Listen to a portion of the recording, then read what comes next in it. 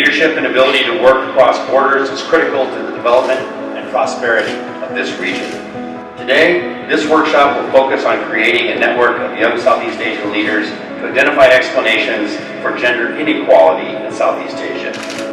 I think this is a fantastic initiative. I think this is a way for young people to learn how to work with each other in different countries, but also to learn about themselves and appreciate where they come from.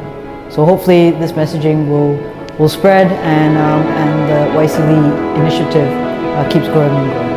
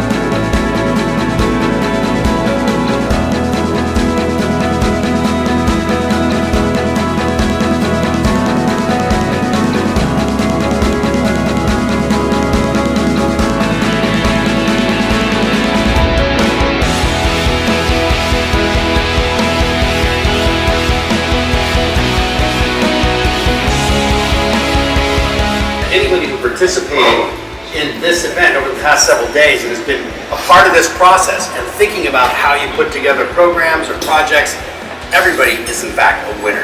Because this is the kind of creative, constructive process that we all need to participate in if we want to make improvements in each and every one of our societies.